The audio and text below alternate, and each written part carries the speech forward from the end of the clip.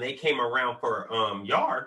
They looked at my bed card, which is on the outside of my door, and they started to walk by. I'm going to yard. He said, "You're a blood." He said, "Okay, let him out the yard." Saw that I was trying to get out. They went out there and told the other Crips that I was trying to come out. I look out there and I see all the Crips are standing all the way in the back. As soon as I come out, I step out. I'm like, "What's happening? Why they trying to take the cuffs?" They took the cuffs. I'm like, "What's happening?" It's like, "Hey, you can't come out here, cuz." He got up. He hit me in the back of the head. I'm stumbling. I'm fighting with both of them back and forth. And then the dude starts shooting. My door 10 days later. Like, "Come on, man, yard." Sergeant's like, "Are you serious?" And then an OG came walking up. He's like, "Hey, youngster, let me talk to you, man. No bullshit. Let me talk to you, homie. I've been back here for 2 years, man. You the first blood that came out here. And you welcome out here, man.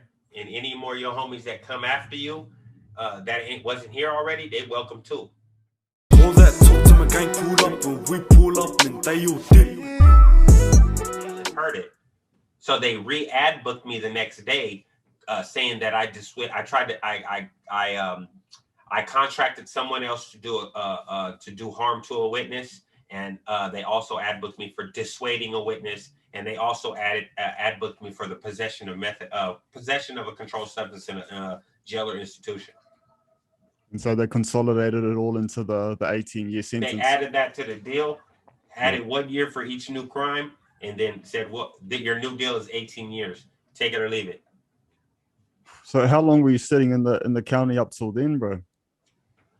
Oh no, I had just got in the county. I never even went to trial, so that didn't take that long. I got arrested on August 30th. I got arrested on August 30th, and I was in actual prison by December.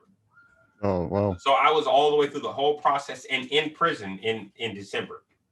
So August, September. Let's see, September, October, November, December. So in 4 months, I had went through my court process, county jail waiting to go to prison, sent out to the branch waiting to go to prison, and then in prison. Oh, true. And so, but in that 2 months, I guess that you were in county, I mean, were you pretty much thinking that this is it? I'm going to be... Yeah, I thought it was over with. Yeah. I didn't think I was ever getting out. Yeah.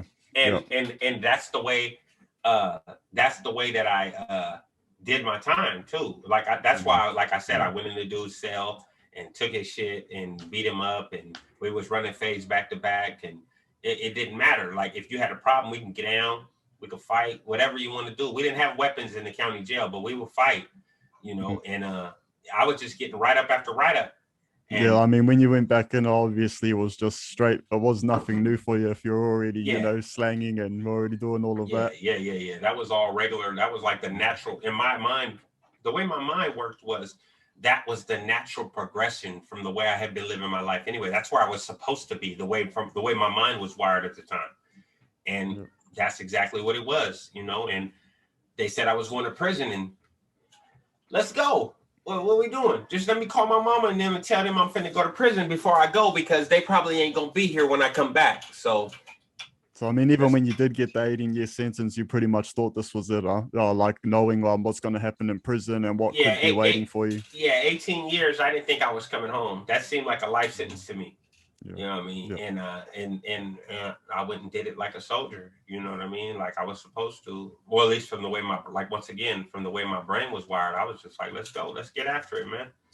Let's get it started. That's why I got there so fast, because I was like, man, give me the deal, man. Let's go. Get me on the bus to the pen so I can get my program started, man. Yeah. It wasn't no, crying, oh my God, what am I gonna do? Nah, let's go. Let's go. I've been doing time since I was 12 at this point. It's like, it's just another institution. It's the same time I'm doing. Yeah. So when you went to prison, I mean, you were pretty much a hardened criminal. I mean, you had been there, done all of that. Yeah, pretty much. So was it intimidating at all, bro, when you got shipped to prison? What prison did you go to? Well, okay, so the first place they sent me to was called a reception center, and that's called Tracy. It's in Tracy, California, and that's where they send mostly everybody that's from Sacramento, Modesto, Stockton, all these surrounding cities. They send you there for your reception, and reception is basically when they do all your medical screening. They find out if you're gang related. They find out what your crimes are. They find out what your mentality, like if you have a high school diploma or anything like that. And then they figure out the best suitable place to send you to. Well, unfortunately for my hot-headed behind, I got in a fight the first time they sent me to the chow hall. The first time they let me walk to chow, I got into a fight with somebody from a rival gang. But I didn't know that we weren't supposed to fight each other in prison. I didn't know we got along in prison and that we functioned together in prison. So I got in a fight with him and almost got another assault charge because I hit him with a metal tray. Because he was bigger than me. So I used the tray. I hit him with the tray a couple times. And they sprayed me and got me off of him and put me in the hole. And then once I got out of the hole, everybody told me, like, man, we don't fight each other in here, man. We ride together. And I'm like, oh, okay. I didn't know that. So I dealt with that. But it was like I said, I hit that thing running. Like, it was no intimidation. There wasn't nothing you could say to me. You say anything to me, I was going to punch you. And you was either going to beat me up or I was going to beat you up. And that's what we was going to do. And then I found out once I got to, because after Tracy, they sent me to a prison. And if any of your listeners are from America or from California, they'll know about this prison. They sent me to a prison called High Desert. And that's at this time, which was 97, this was one of the two worst prisons in California at the time. The other one would be Pelican Bay. So Pelican Bay and High Desert were the two worst prisons at the time. And High Desert was kind of worse at the time because it was a fresh open. So it was all the screw ups from everywhere were all sent up to High Desert. So you have a whole bunch of screw ups getting put in the same place, fighting for areas, jockeying for positions. So I walked into a war zone when I got there. It was already a war going on with the white inmates against the black inmates. And the thing I learned was that all that fighting shit, you could fight, but all that fighting shit goes out the window when you're in prison for the most part. Like, you will fight, you're going to fight, but you're going to stab too, or get stabbed. You know what I mean? So you need to learn how to make a weapon, and you need to have a weapon on you at all times. So what was it like for you going in there? And I mean, so obviously it goes by race over there, is it? Right. So for you, what was it like having to rub shoulders with rival gang members and having to get along with them and things like that? At first, it was kind of like a surprise. Like, how, man, I would be trying to beat this dude to death on the streets, or I'd be trying to kill this dude on the streets, and you want me to sell up with him, or you want me to be cool with him? At first, I was kind of trepidatious about the whole situation. How did that go, bro? So does sort of like someone come up to you and give you the breakdown and that? Older homies from my neighborhood. Older homies from my neighborhood were like, bro, come on, you know, and that's what they do when you first get there. They give you the rundown of the yard. This is where the Crips be at. This is where the Bloods be at. This is where the Bay Area be at. That's where the Mexicans, that's where the whites is at. If the blacks pop off, you learn it over your time. Yeah. It don't all happen at one time, you know what I mean? But you understand that if a racial incident pops up, you ride with your race. You know what I mean? If you don't ride with your race and you're on a level 4 prison, you're gonna be targeted for removal. And I wasn't trying to be. And my thing was, I wanted to know all the rules. So tell me all the rules. I used to ask questions to all the OGs. What's the rules? So I know how to do this shit right and come out safe. You know what I mean? And I just stuck to the rules. Anytime some shit popped off, I got involved. Anytime it was, you know, like may he rest in peace, the late great Nipsey Hussle. Like he said, man, I was front line every time it was on, man. Like if it was on and it was popping, I was right there. Let's go. I don't want to wait till the second wave. I want to get it popping on the first wave. I mean, in a way, that was for your safety, wasn't it? Absolutely. It was 100% for my safety, because the more I paid attention and the more I got it popping, the less people wanted to mess with me. Because they were like, oh, this dude, man, he always got a knife on him. He will stab you. He will beat you. He know how to fight, so he will beat you up. You know what I mean? And then I thought I knew how to fight before I went to prison. I thought I did. But the skills that I learned from individuals in prison far exceeded the skills that I had learned from life already. Because like I was telling a friend the other day, that if I today had to fight me at 22 years old, I would dog walk him. He wouldn't have a chance, because he doesn't have the experience that I have. He doesn't have the killer instinct that I have. See, back then, I'm just punching people to make an example. Prison made me fight for my life. You know, prison made me, you have to realize, you get that mindset and your brain gets wired once again to where you're not fighting just to fight. Not, oh, you offended me, I'm gonna punch you, and if you say okay, we're done. You're fighting for your life. If I let you win, you might kill me. You know what I mean? So I have to fight my hardest, my best every time. So I began to study different type of fighting techniques. You know, I learned how to wrestle. I would spar with cellies. I learned how to do jujitsu. I learned our version of jujitsu. So I, you know what I mean? Just studying people, and I'm like a sponge. I can watch somebody do something, and then I can do it. And then what I would do is I would watch like the UFC fights, and then I would practice with my cellies, and we would practice the moves, and we would watch videos. We'd get cell phones, and then we'd pull up how-to videos on how to do a guillotine, how to do a rear naked choke properly, how to do a leg triangle, how to do an arm bar. All these things we would learn how to do just in case you need them. You know what I mean? And it was just like I took to it like it was breathing. You know what I mean? Because I already had an analytical mind going in, and it was like, I'm not saying I never lost none ever. I've lost fights in my life, but you know, my prison record is undefeated in 1 draw.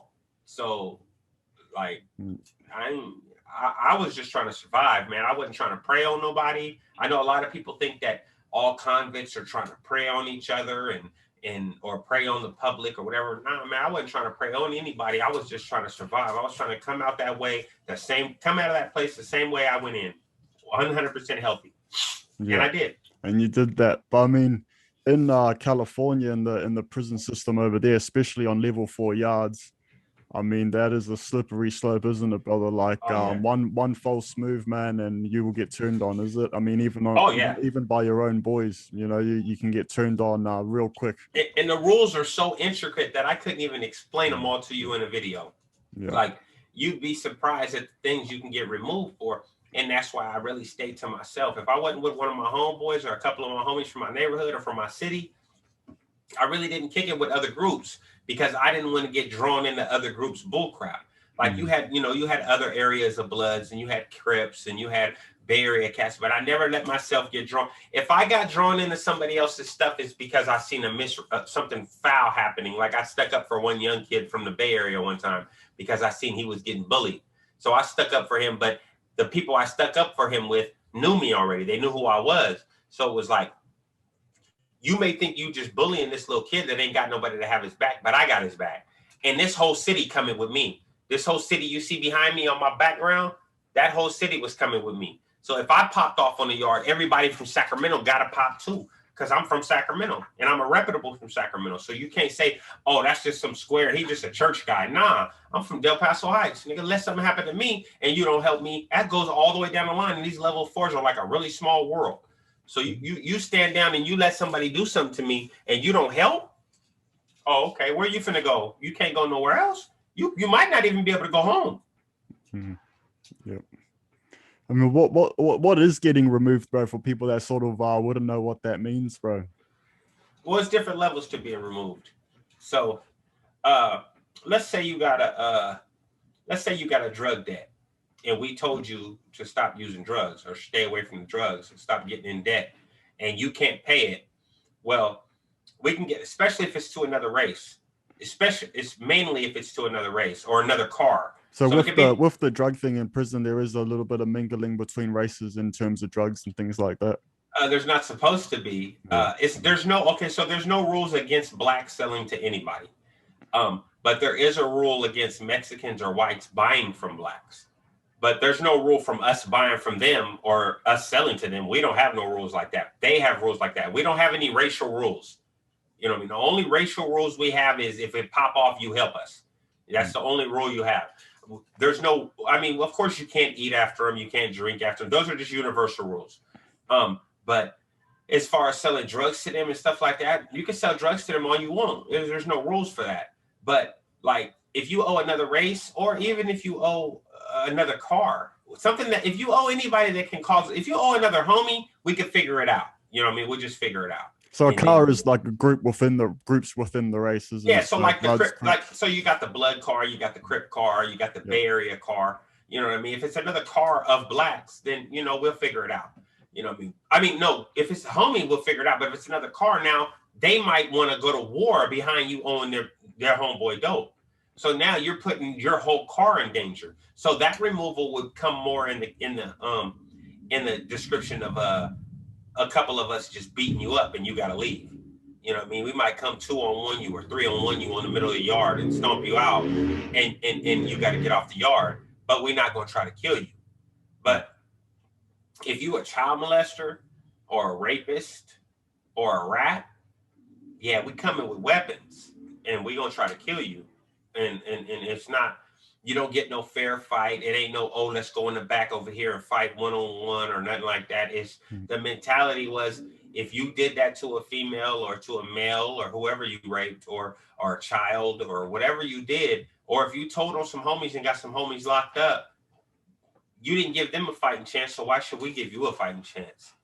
You know, and that's the mentality on chomos, which is child molesters. For those of y'all who don't know what a chomo is, a child molester, a rapist, these people are persona non grata. We don't fuck with them at all. All we do is try to take their head off. And not glorifying violence, that's just the environment we was in.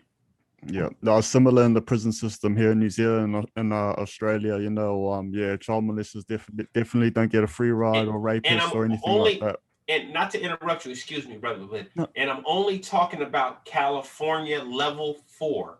I'm not talking about no other levels. I'm not talking about no other states, because there's some other people on YouTube that have some different stories about how it goes. If you want a level 4 prison in California, somebody will try to take your soul if they find out you ratted, molested a child, or raped somebody.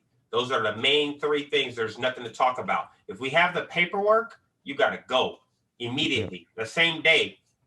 So paperwork, for those that don't know, is the charges, isn't it? The handout your casework. Your casework, previous your casework, convictions. Your 128, yeah. Yeah. So what have you ever seen anyone ever slip through, bro, with those sort of charges that wasn't found out and ended up reaching a high position and then get found out that, you know, those sort of charges come out on them? Well, I could share one that I've never shared with you, right? So there was a guy, I've never shared this with anybody yet, actually, now that I think about it, because you asked me that question. There was one guy who came through, and I was real cool with him. Kind of big guy, right? I'm not going to say his name because it don't matter. But he came to me. I was working in the law library. And he needed, he was trying to get back off his life sentence, right? And I was real cool with him. He was from my city, too. And, you know, he was like, I need to get some copies of this paperwork of my case so I can send it to my attorney. I'm like, all right, bet. And he was like, don't let nobody look at my paperwork, though, because, you know, I don't want nobody all in my business, right? So that raised a red flag with me in the back of my head, right? I'm like, why are you worried about somebody? I didn't ask him, but I'm thinking in my head, why are you worried about somebody looking at your paperwork, right? So I go in the back to make the copy. I start reading it, right? Reading the paperwork. I'm like, you in here for oral copulation on a 14-year-old, right? I'm like, that's one of your cases. I'm like, okay. And it says in the paperwork that the girl was a 14-year-old prostitute and this and that, whatever, right? But that's neither here nor there. She's 14 years old, bruh. And so what I did is I came out to the yard. He's not from my neighborhood. He was from a different neighborhood. So I came out to the yard with a copy of the paperwork. You know what I mean? He had already went into his building. I went right up to the hill, went right to the homies, and was like, bruh. And this dude had been on the yard with us like 1.5 years already, right? Chilling with us. Everybody cool with him. He hella cool ass dude, the life of the party type dude. And he all in the car, got hella respect as far as we knew. Gave him the paperwork. The next day he went out on a stretcher. Yep. Next day he went out on a stretcher. So no, I've never, not that I know of, has anybody made it through, slipped through the cracks and didn't get caught, because we check paperwork. Yeah. If you from Sacramento, if you from Del Paso Heights, for sure on my page. If you was on my yard and you're from Del Paso Heights and you come to my yard, or if I come to a yard you're on and you're from Del Paso Heights and I get there, I'm coming with my paperwork to the yard and I want to see yours. So bring yours out. And if so that's essential, isn't it? Once you come on the yard, you got to have your paperwork so that people can check you out and know what you're about, sort of thing. Yes, definitely. And any solid convict, without hesitation, is going to have his paperwork. He's not, you don't need to tell him to go get his paperwork. He already going to have it ready for you. Like, I still got my paperwork now. I still got parts of my paperwork now. I did a video where I burned a lot of my paperwork, but I still got my 128 that shows all my cases that I was charged with. Yeah. And but it's like a lot of other cars have the idea that blacks don't check paperwork. Well, they don't know all blacks. The blacks they ran into didn't check paperwork. Like the blacks from my neighborhood, we check paperwork. We want to see what you're in prison for. And usually we already know what your crime is, but we want to see the paperwork anyway. Because if you're from my neighborhood and you came to prison, I'm running your name back in the hood. I'm calling to the streets with your name. Like, hey, this is dude, I don't know him from the hood, but he's from the hood. What's up with bruh? And before you know it, I'm going to get back all the information I need. Yeah. And if it sounds fishy, then I'm going to ask you for your paperwork. Let me see your paperwork, bruh. And if you say anything other than okay, you got to go. You got to go. If you say no, you're not showing nobody your paperwork, you definitely get stomped out at the least. Yeah. So again, level 4 yards in California State Prison definitely ain't no joke. Any false move, any wrong move, and you're done. Yeah, you got to go. There's no wiggle room. You ain't wiggling through. You ain't. And I've heard people say that. I've heard people say they went and did a whole lot of time on maximum security yards, and they never got in trouble, and nobody ever challenged them. And hey, bro, in 17 years, I've never seen nobody walk around like that. In 17 years, I've never seen nobody tougher than a whole organization or a whole group of people. I mean, I'm definitely not tougher than a whole group of people. Yeah. So I've never seen it, but people like to embellish their stories, but I'm not gonna do it. I show my paperwork every yard I hit. Yeah. Yep. Yeah. No, same. I mean, I feel you there. I still got my paperwork here as well. I don't know why I kept it. I just did. Habit. Yeah. Habit. But So. Can you sort of talk about Pelicans Bay, bro? So you obviously did time there. In High Desert, those are really dangerous, hard prisons. I mean, what's sort of like when you get to Pelicans Bay, bro? Well, it's just Pelican Bay. There's no S on it, but it's Pelican Bay. Yeah, Pelican Bay, PBSP, Pelican Bay State Prison. They call it the place where the pelicans are even scared to fly. But Pelican Bay, when I got to Pelican Bay, we were in the middle of a war with the skinheads. So that was like it was. What did you get shipped there, bro? So you got tip from another place for? Yeah, I was in Centinela, which is down by Mexico. I was down there and we got into a riot with the Southern Mexicans, the Sureños. We got into a riot with them in the chow hall, and then they shipped all the blacks up to Pelican Bay, and they sent all the Mexicans in the riot to High Desert. Man, those must be some long bus rides, man. Yeah, it was a layover bus ride, actually. We had a layover in a place called Chino, halfway up. We laid over in Chino. They actually lost my file. I had to stay in Chino for like 2 or 3 weeks, something like that, and then they came and got me and took me up to Pelican Bay. But then when I got to Pelican Bay, it was like walking into a virtual war zone. Like it was popping. Like the first day I was getting escorted across the yard went down. You know what I mean? The yard went down almost every day in Pelican Bay, and that's no bullshit. Like I've been to other prisons where the yard wouldn't go down maybe once a week, but Pelican Bay, it seemed like if it didn't go down every day, it went down enough in the days that it did go down that it made up for the days it didn't. Like it'll go down 2-3 times in one day. I saw in one of your interviews you were saying that there was no talking or anything. Like once you guys were out on the yard, it was just boom. Like there was no standing around or nothing like that. Yeah, no. When it's on site, it's just on site. Like if it's already a war popping, whenever those races are out there, it's just go time. Like they popped me and my cellie out. They popped 2 whites out. As soon as we got out to the yard, we just went. It's not no waiting. Wait for what? Wait for you to get your knife out so you can stab me? Nah. So what about the screws, man? I mean, they'll obviously know that as soon as they crack those doors, something's gonna happen. Like, yeah, they bet on it. Yeah, they bet on it. They bet on it. It makes their job easier when they can just lock us back up for another month or 2. Yeah, I mean, it's like, oh, okay. And they get their payments. Yeah, they let one sell out, let another sell out. They'll get it popping, then we can lock that whole race down for another month, and then we'll try it again with another sell. And that's what they were doing. So what they would do is they would let one black sell out. They let us get out to the yard. Then they let that white sell out. Then the white cell come out. We'd pop off. We'd go back on lockdown. Then every other day, they would let the whites out for program, and they get to go out.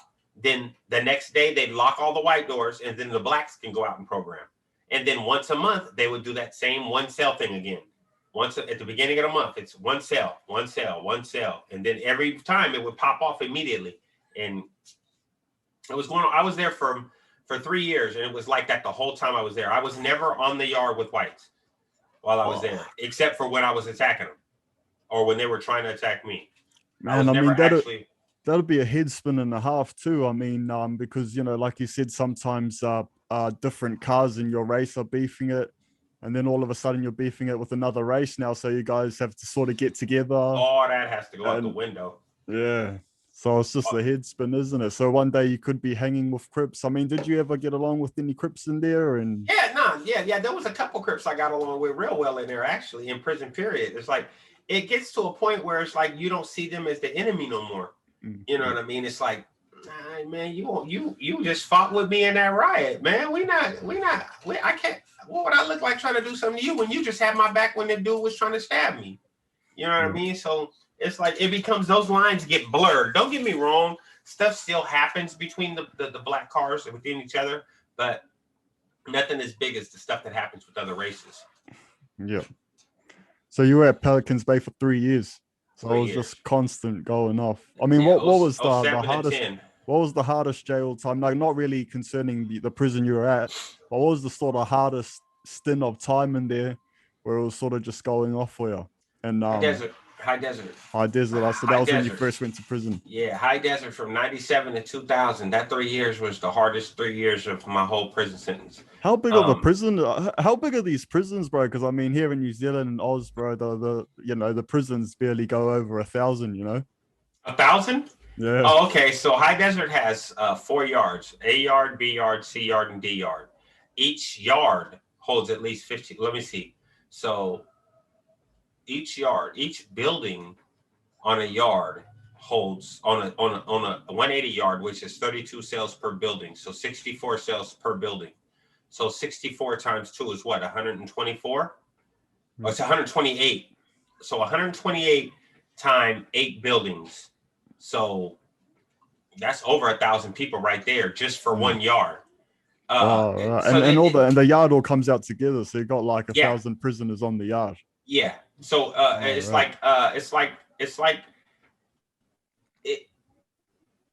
couldn't even conceive that, bro.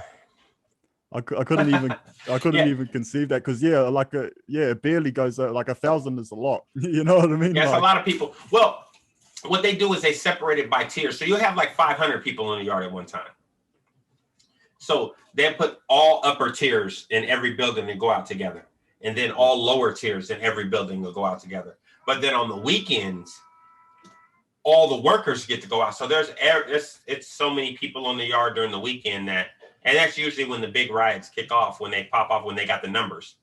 But like, you got to remember, that's like 1,200 plus people per yard, and you got 4 yards. And I was in high desert to where it popped off on 1 yard and the other yard heard about it. It popped off on that yard. Then it popped off like a domino effect. Every yard popped off except for the A yard.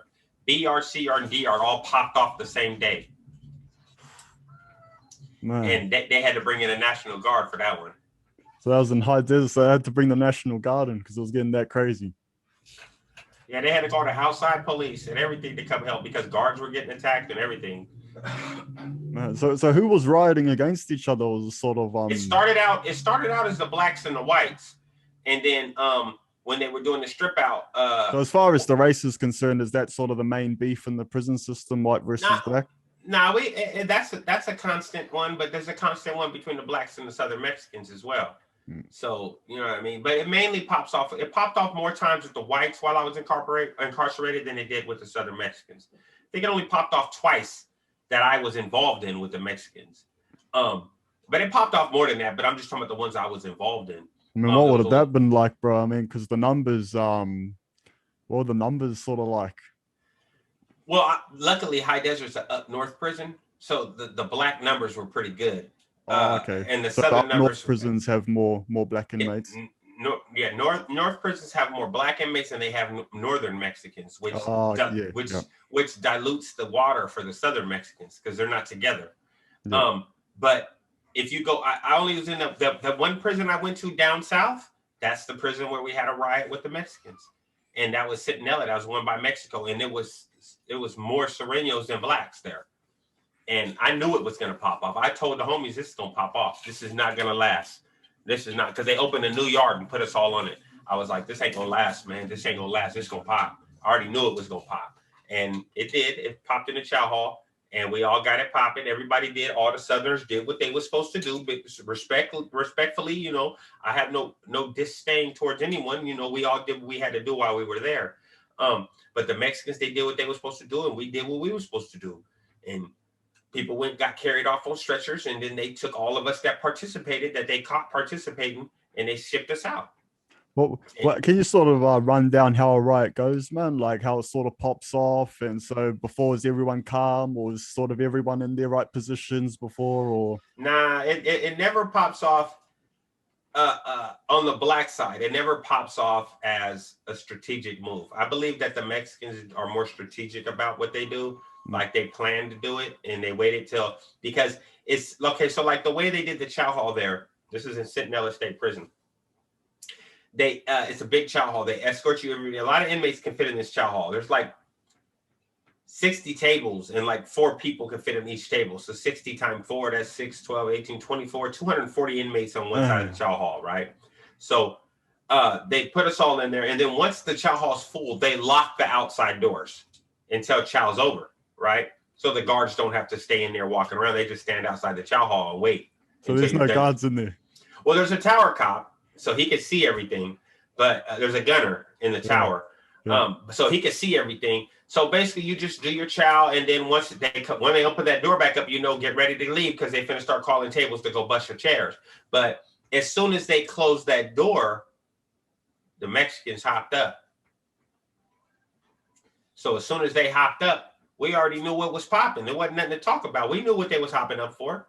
You know what I mean? Because every Mexican got off on, because, you know, usually everybody sits with their people at the tables. You don't try to get into a mixed table unless you have no choice. You know what I mean? Unless that's the only spot left, because you got to fill the tables up in order. And but mostly everybody walks together, so you get filled into the tables together, you know. But they just popped up, did their stuff. They started trying to rush people, and when they started trying to rush people, everybody's so hyper vigilant that once it pops, if you're in that environment, the smart ones, they know what to do already. You know what to do. Like even though you're not necessarily anticipating the riot, you're always anticipating a riot. Like you've always got something on you, and yes, you know. Even if you're not going out for war, you're always going out for war. Yeah, always. You all like my I think I heard this. It was a saying or a quote, or my boy wrote it or something. It's like I pray for patience as I prepare for war. You know what I mean? Or pray for peace while I prepare for war. You know, you every day, unfortunately, on a level 4 prison is another day preparing for violence, making weapons, working out so you can fight as long as you need to fight. We don't work out to stay in shape. We work out for war. So is that mandatory, bro? Like things like working out? Well, in the whole, it is. It's not necessarily mandatory on the yard. But the homies, like if you one of my homeboys and you around me, you gotta work out. You gotta work out. Let's get this money, because if they come, you're gonna want that exercise. You're gonna want your strength. You don't want to be able to get punched and just fall down. You want them legs to be strong. You want to be able to, you know, take that punching and be ready to fight. And you want your mental awareness gotta be right. That's why we don't condone drinking outside of the cell. If you're going to drink in your cell after lockdown. If you're going to smoke weed, smoke in your cell after lockdown. If you're going to do anything that's going to inebriate you in any form, do it in your cell after lockdown. Don't do it and then come out to yard. Don't do it and come to chow, because you need to be ready, because you're going to be the one that's going to be a victim. And that's one of the reasons why I really didn't partake in prison manufactured alcohol. I didn't really partake in marijuana while I was incarcerated. I did at times, but like lockdowns and shit like that. But during regular program, no, because what if my door pops open? You know what I mean? What if a guard decides that he don't like me and sets me up? Like it has happened before to me. And they pop my door and I'm not ready. You keep your shoes on from the time they open the doors at 4 a.m., 4:30 a.m. until the time they lock the doors at 9:30 p.m. You keep your shoes on the whole time, and you keep your mattress rolled up, and you are ready to go at any moment in time. I mean, that definitely worked for you, isn't it? I mean, that was part of the reason why you lasted in, level 4 yards for. That's exactly why I made it. Staying away from drugs and. That's exactly why I made it. There's no question about. Now, unfortunately, there is the lasting side effect that I'm always vigilant. Like even now, and it's been almost 7 years since I've been free. And whenever I feel that tension, I don't ignore it. I don't ignore it. I pay attention. I'm like I said, I'm ever vigilant. You know what I mean? I'm always paying attention. I got to, because that helps me seem like I'm a little bit psychic. Like I could be in a situation and I could see like, something finna happen. Oh, let's go. Let's get up out of here before something happened. And then you hear that something happened at that same spot later. You know what I mean? Like, I told you something was going to happen. I told you. You could tell by behaviors. You could tell how people get quiet and they're just like looking anxious, or, you know what I mean? Like, oh, okay, watch him because he tripping. I don't know what he tripping on, but he tripping on something. So we need to get away from the situation. So it's helped me since I've been home.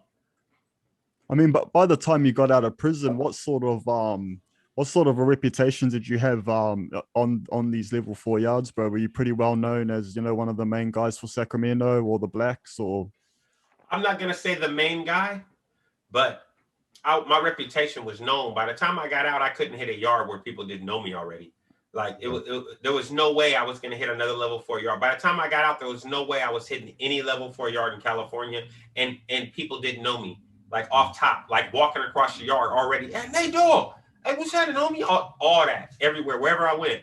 Like, and I'm not the only one, you know what I mean? Like I said, these level 4s are a small world. And if you were known as somebody that was active and was putting in work, your name rings.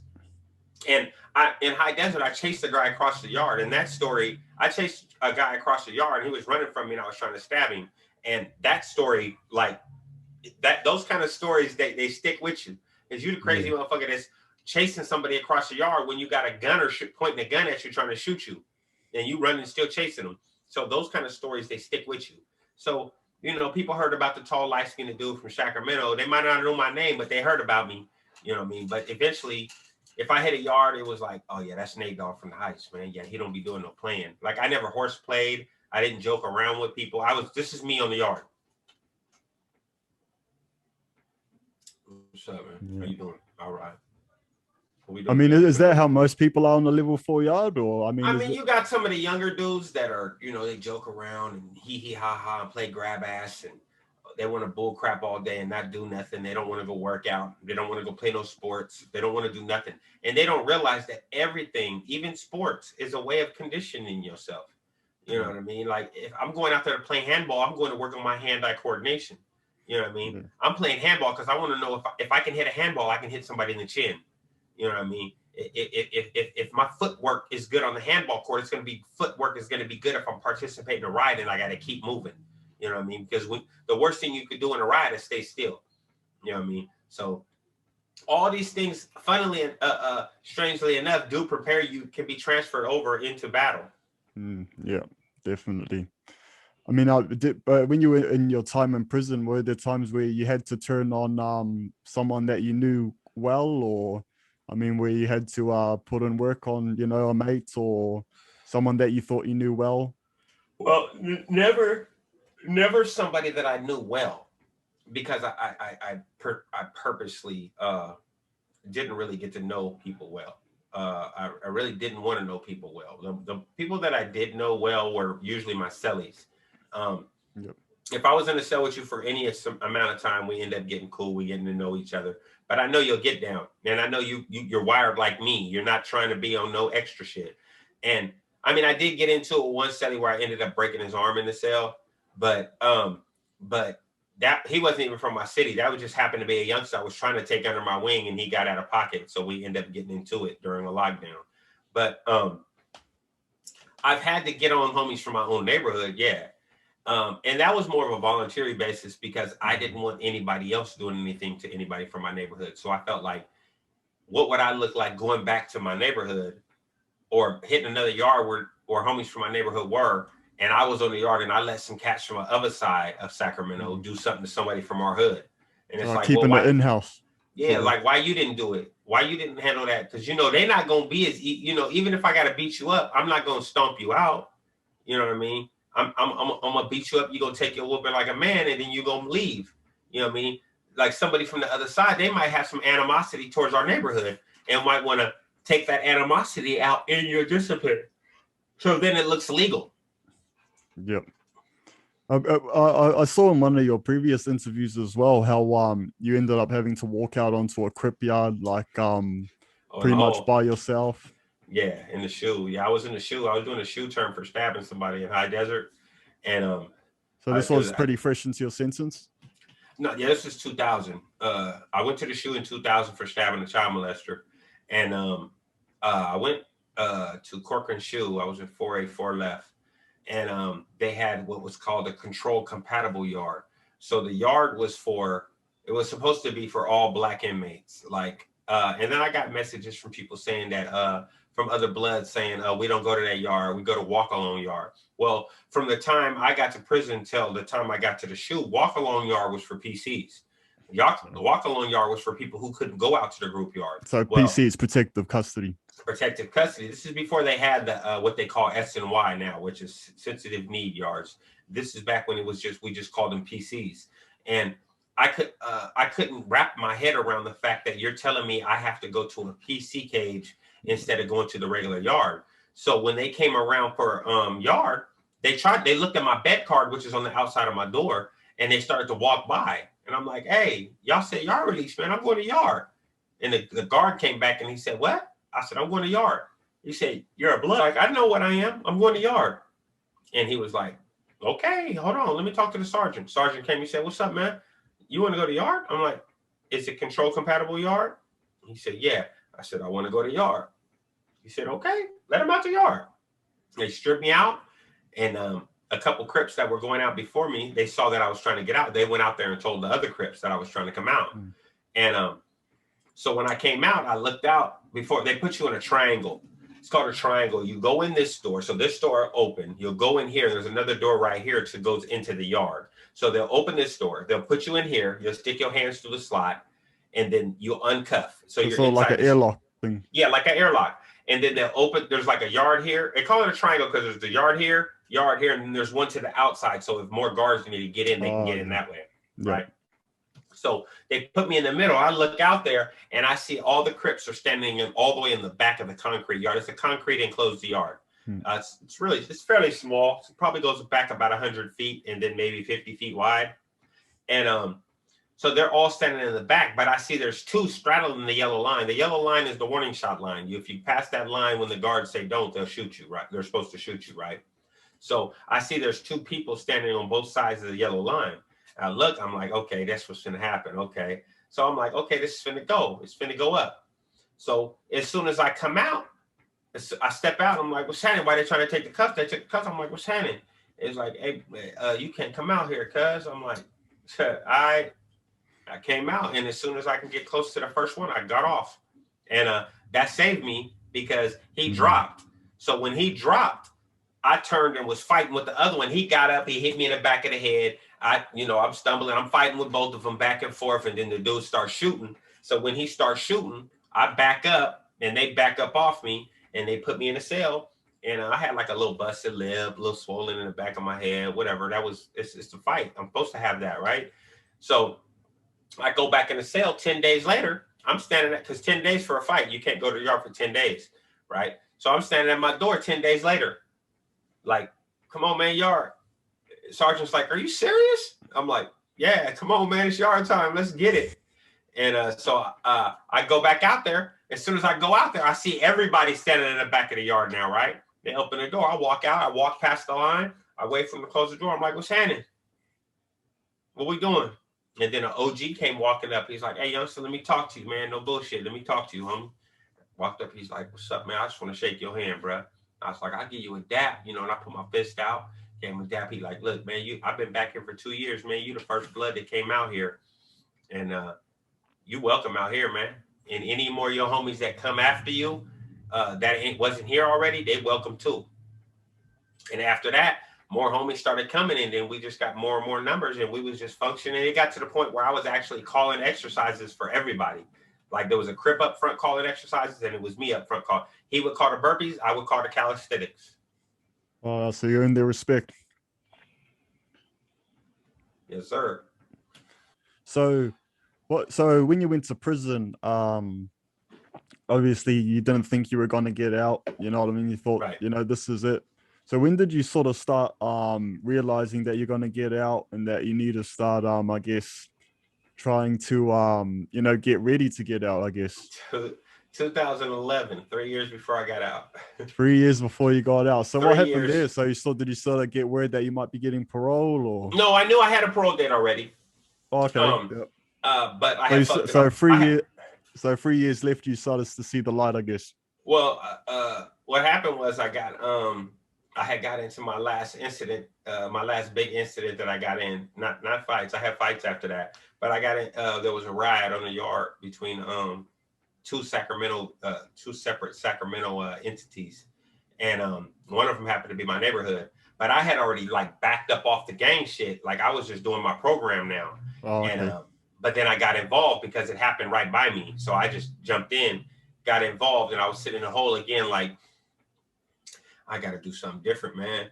I keep ending up in a hole for dumb shit, man. I got to do something different, man. I got to do something different. I'm never gonna go home, man. I'm never gonna go home. And they were talking about sending it to the DA and giving me new cases because they couldn't give me no more time because I had already maxed out all my time. So it was like the only way to give me more time was to send me back to court. So I was like, man, I got to go home, man. So after that, when I got out the hole, I just backed up away from everybody. I was just doing my own program. Like, hey, I went out and had a meeting with the homies. They called a big meeting. And I was like, look, bruh, if it got to do with Sacramento, man, come get me, man. Other than that, man, I don't care about none of that gang shit, none of that. I'm finna I'll be at the handball court or I'll be at the bars. Other than that, I'm cool. And that's how I finished out my time. Can anybody sort of do that, bro? Can or do you had to earn that to be able to do that? You got to earn that. Yeah. You ain't finna come fresh in on a gang case and be a gang member fresh in prison talking about I don't want to be a gang member no more. You ain't did nothing yet. So there's no chance of that.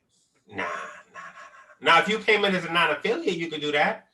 Like if you didn't come in as a gang member, you could stay non-affiliate your whole bid and be okay other than like racial incidents. So you being able to do that, you know, that says a lot, isn't it? It shows that, one, I did mine already. Yeah. I did mine. It's time for these youngsters to do theirs. Yeah. I did mine. You know what I mean? I don't need to I don't need to prove nothing to nobody. If you want it, come get it. You know what I mean? That was the bottom line. If you want it, come get it. Other than that, I'm doing my own program, man. I'm not doing no disrespectful shit. I'm not PCing up. I'm not doing none of that. If you want it, come get it. I'll be on the yard every day, just like I'm supposed to be. I'm not hiding from nobody. I just don't want to be involved in that bullshit no more. Yeah. So how did you go about like trying to get ready to get released?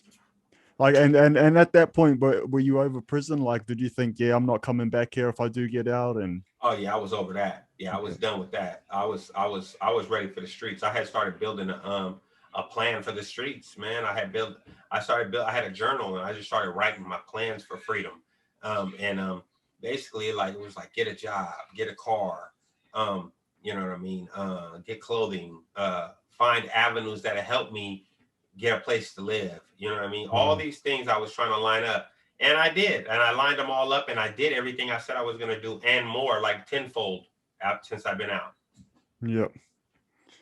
And so then, yeah, so 3 years later, then you were released. Yes, sir. So how was that, bro? You know, like, did you go back to the neighborhood? Did you go back to Del Paso? Well, when I first got out, I moved back to the hood because that's where my cousin stayed, and she rented a room to me. So I moved back to the hood. I rented a room for my cousin for $500 a month, and I was living there, but I wasn't in the hood like that. Like I was in my car. My brother gave me a car, so I mean, did you even recognize anyone? Did you recognize the hood when you went back there? Here's the thing: I recognized the hood, but there was a lot of different stuff. But I really wasn't out there like that. I'm not even gonna pretend like I was. I wasn't going out to the neighborhood parks at night and all that. I was at work, bro. Like I came home. I would go to work. I was working 2 jobs. My thing is like they say, idle time is the devil's playground. Yeah, I didn't give myself no idle time. I would go. That's literally my program when I first came home was get up in the morning, go to the gym, go to work, get off that job, go to my second job, get off the second job, go back to the gym, go home, take a shower, go to sleep, start all over in the morning. That was my program for the first year religiously. It's pretty much the only way, isn't it, brother? I mean, that was like it. me, man. As soon as I came home from jail, that was me too, man. Just work. Yeah, that's it. That's Yeah. it. And it never really, it didn't slow down until I got the job I'm currently working at, which was, I think 2.5 years after I got out, I got this job. Maybe 2 years after I got out, because I've been working there almost 5 years now. So, like 2 years after I got out, or 1.5 years actually, I got this job where I work at now, and it paid enough to where I don't have to work 2 jobs, but I work long days. So it's like I work 12, 13-hour days. So it's like by the time I come home, and now I'm a family man, dog. Like I take care of my daughter and my sons and my wife, and I do my home because, yeah, it's possible. I bought a home. Me and my wife together, we bought a home after serving 17 years in prison. I have a good job, bro. Nice. You know what I mean? I got a good job. I got a good credit score. You know what I mean? I've done everything right. I've done everything the same way all of us can do it. It's just about keeping our nose to the grindstone and not letting nobody dissuade us, and not letting emotions and bumps in the road take us off our path. You know what I mean? I knew that I was going to be successful no matter what. You know what I mean? No matter what, I was going to be successful, and I was going to be successful legally. You know, I wasn't going to sell drugs. I wasn't going to do any crime. I refused to do any crime. I refused to be associated with anybody that's doing crime. You know what I mean? Because it's so easy to get caught up if you're fucking with somebody else that does crime. You know what I mean? They don't care about the fact that I didn't do it. All they care about the fact is that I got this extensive criminal record and I'm with him. I must have something to do with it. You know what I mean? So I stayed focused on my grind, and it just doesn't stop. Even to this day, it don't stop. I worked a 11-hour day today, and I'm sitting here with you interviewing tonight. I got up last night at 3:30 this morning. I got up at 3:30 this morning to go to work, and I got off work and I came home and got ready to do this. Damn, you still look fresh as a daisy, brother. Yeah, gotta get it, man. Gotta get it, man. Gotta get it. Brother. I'm a little tired, but I'm all right. Yeah, no, we all right, man. We're always gonna be good, isn't that right, brother? Always gotta be. All right, man. Bro, I think we'll wrap it up there, my bro. Thanks. Man, thank you so much, Nate. Straight up, bro. I wish I could shake your hand right now, brother. You already know it's big respect, man. Just to commend you, bro. You know what I mean? Like I said, man, watching your videos on YouTube, doing all of that, man, it gave me the strength, bro. Gave me the inspiration to do my thing, man, to do my fellow Thank show. you, man. I appreciate that. I'm glad you did it. Bro, mad respect, brother. Yeah. Like I said at the start, man, see the description. I'll link your channel. Link the IG page too. Link the IG page too. I'll link your IG page as well. Definitely, man. I love checking out your IG page, man. I seen your camper van, caravan. Oh, the trailer? Yeah, the trailer? bro. Yeah. The bikes. Yeah, killing the game, bro. We can all do it, man. And just if I don't say nothing else to your fans, man, I'm gonna say the same thing I say to my subscribers on my channel, man, which we call the kennel, man. Hey, if you don't do nothing else in life, stay loyal to yourself, man, because everything else is just background noise, man. Stay loyal to you, and you can make it. You could do all the shit I'm doing and more. Y'all, man, believe it or not, I'm 46 years old, man. I'm 46 years old and still out here getting it. Out here striving every day. I'm not all beat up, broke down. I don't feel like because I did all that time in prison, I can't do nothing with my life. I'm doing it. I'm living life. I'm not waiting for somebody to hand me anything. I don't wish for it. I work for it. Yeah, bro, 100%, man. No handouts around here, brother. We earn our way. Facts. Yeah, man. Thanks again, Nate, for jumping on, man. To everybody watching once again. Nate Dogg916. Yep, Nate Dogg916. Nate Dogg916. Much love, Nate. Talk soon. All right, bro. Talk to my gang, pull up, and we pull up, and they all dip.